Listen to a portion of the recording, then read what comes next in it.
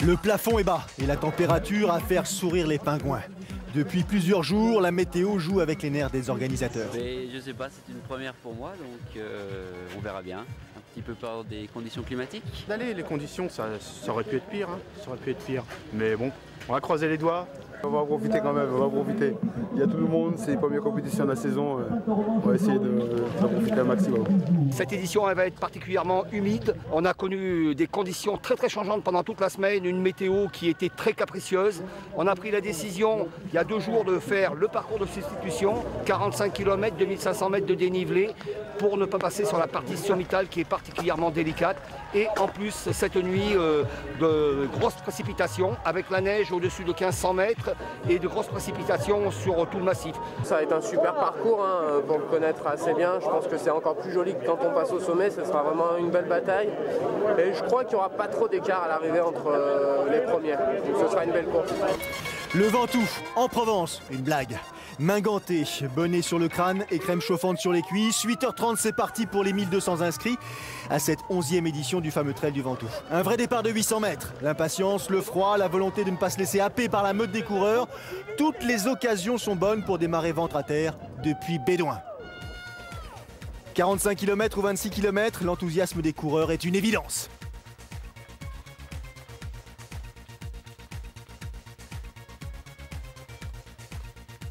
Bien sûr, il n'y a pas la cerise sur le gâteau, le passage au sommet, mais c'est un parcours qui est extrêmement intéressant d'un point de vue sportif aussi. Un parcours fait tout en relance, qui est beaucoup plus difficile d'ailleurs que le parcours originel. Là, les montagnes russes, elles commencent dès le départ et elles finissent au bout de 45 km. Ça va faire une super bagarre devant avec le plateau qu'on a. Ça glisse, ça patauge. Il ne fallait pas se tromper de modèle de semelle ce jour-là. L'ascension du géant de Provence a rapidement pris des allures de danse sur glace.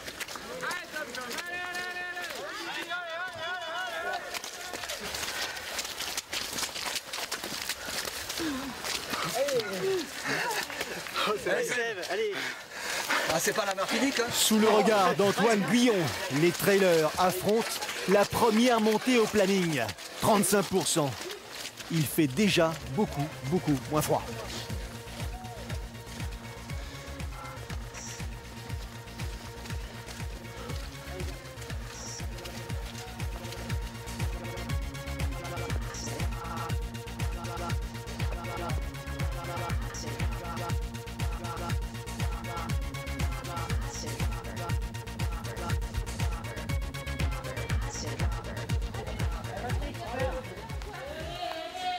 Les deux parcours sont communs jusqu'au kilomètre 16. Bringer à gauche mène le long parcours, Arnaud Bonin à droite mène le plus court des deux.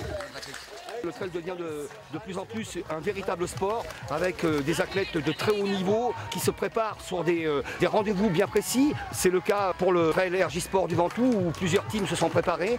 Il y a vraiment une évolution dans une pratique extrême de ce sport avec l'avènement de jeunes trailers qui sont en train de mettre un coup de pied dans la fourmilière de ce qu'on connaissait.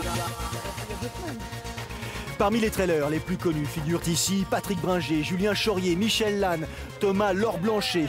Un absent de marque cependant, Andy Simons, le tenant du titre. Une grippe l'a cloué au lit. Le buste penché vers l'avant, les mains sur les genoux, un nouveau mur au programme, 40%. Attention de ne pas se cogner le front. Séparation dans 800 mètres. Hein. Okay. 46 à gauche et puis 26 tout droit. Allez.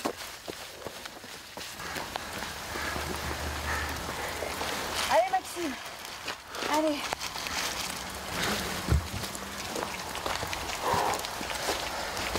Je suis parti en essayant de suivre les premiers, donc c'était compliqué. J'ai pas réussi à accrocher le premier wagon, dont Patrick, le vainqueur, et je me suis accroché au tir de la 5e et 10e place. J'aurais rétrogradé petit à petit dans la montée, j'étais à fond et puis... Ça monte, hein. Christophe Le Sceau avant son départ pour le Marathon des Sables, et là aussi pour animer la course. Suivi à quelques pas de la première de ces dames, Christine Deval. championne de France du kilomètre vertical, une athlète qui se met progressivement au trail. Dossard 104, Céline Lafaille, elle aussi met la danse, mais sur le plus petit des parcours. Elle est bien.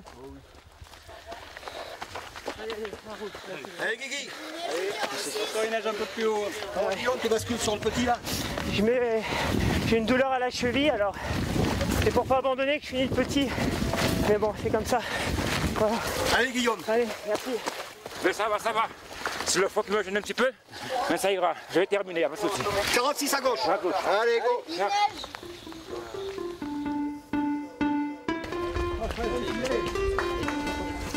Il était temps d'arriver à la montée. Voilà. C'est humide, c'est boueux. Mais bon, en même temps, je suis pas froid. Ouais, ça va pour l'instant. Bien.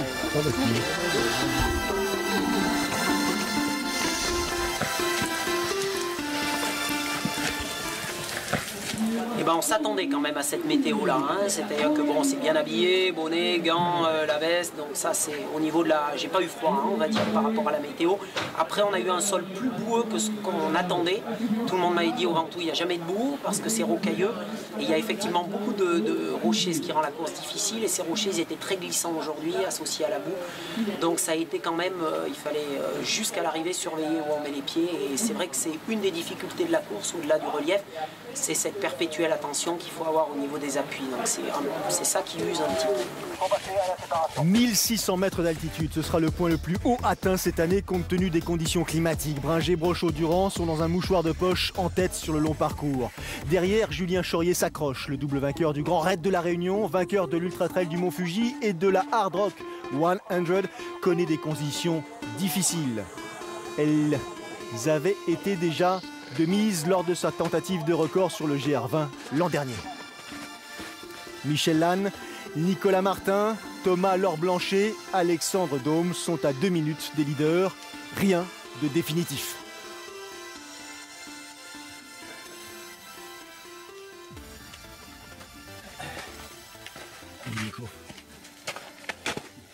Allez, Mitch.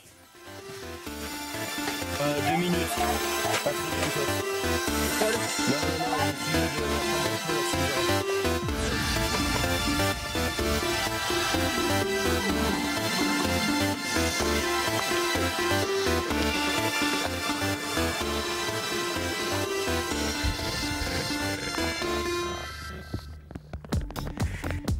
Patrick Bringé dans la foulée de Bertrand Brochot. Le dernier vainqueur de la 6000D fait désormais partie des cadors de la discipline 3 ans après sa mise au trail. Attention, le dernier parcours modifié sur lequel il s'était engagé lui a plutôt bien réussi. Pourquoi pas rééditer la performance à l'occasion du trail du Ventoux.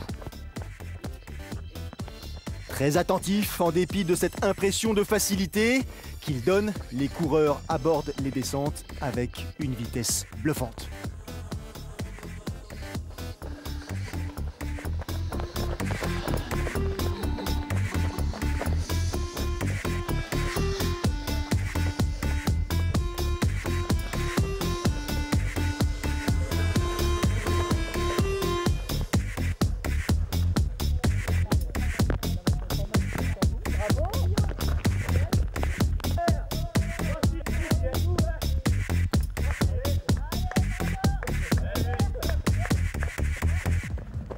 Toujours bien calé dans la foulée de Christophe Le Sceau. Christelle Deval rivalise avec les meilleurs représentants masculins. Une foulée sage mais ample. Elle écrase la course de tout son talent.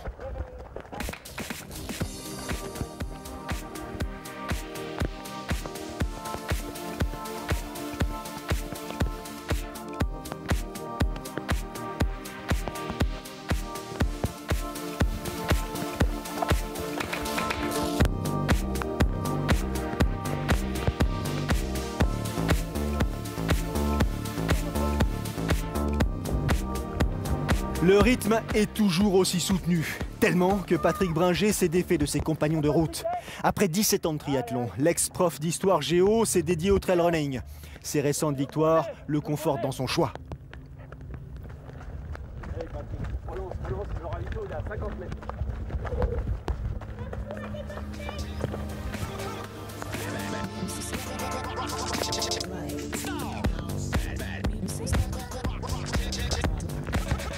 Ça coince pour ce qui concerne Bertrand Brochot. La foulée est lourde à un peu moins de 20 km de l'arrivée. Même constat pour Maxime Durand. La course n'est pas encore écrite. Michel Lannes, Thomas Leurblanchet sont encore parmi ceux qui peuvent accéder au podium. J'ai toujours bien géré la course en gardant sous la semelle. J'étais à peu près certain que ça allait revenir à un moment donné. Parce que par rapport aux autres garçons, c'est vrai que je descends moins vite. Et je voulais pas prendre de risque parce que c'était extrêmement glissant. Je suis tombé plusieurs fois. Donc ils sont revenus à 3 km de l'arrivée. Donc partant de là, c'est vrai qu'on est toujours un petit peu inquiet. Avec les gens aussi qui font le petit circuit, c'est difficile de voir qui est réellement derrière. Donc oui, les derniers kilomètres, on se retourne un petit peu. Je me suis accroché et puis petit à petit j'ai grappillé des places, j'ai rattrapé des coureurs et pour finir du coup dans la dernière descente, puis j'ai pu revenir très près de Patrick et ça s'est joué quasiment dans le dernier kilomètre avec le troisième. Dernier kilomètre, derniers efforts. C'en est trop pour certains. Thomas Leurblanchet résiste, mais s'inquiète. Nicolas Martin, lui, espère encore. Victoire pour Patrick Bringer, une de plus à son palmarès déjà consistant. Course réfléchie, comme d'habitude, pour le Clermontois. Sans doute l'expérience des engagements passés lorsqu'il fallait gérer 8 à 10 heures de compétitivité. Deuxième position pour Michel Lannes, le Pyrénéen, vainqueur du Trail Blanc de Serre-Chevalier en début de saison. Et troisième place, presque surprise, à l'énergie pour Clément Petitjean, hyper agressif dans les parties descendantes.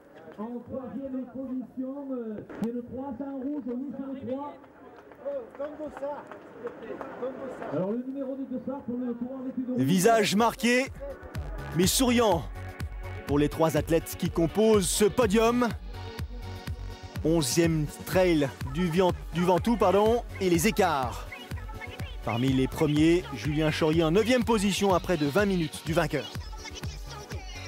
Le sourire sur le visage de Christelle Deval, 4h34. Et une victoire qui en appelle beaucoup d'autres. 2e, Maud Combarieux. 3e, Sandra Martin.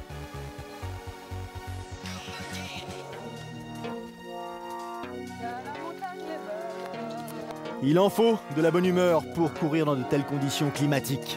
Le Trail du Ventoux a cette particularité qu'il est imprévisible. Seule certitude, il est devenu un challenge majeur.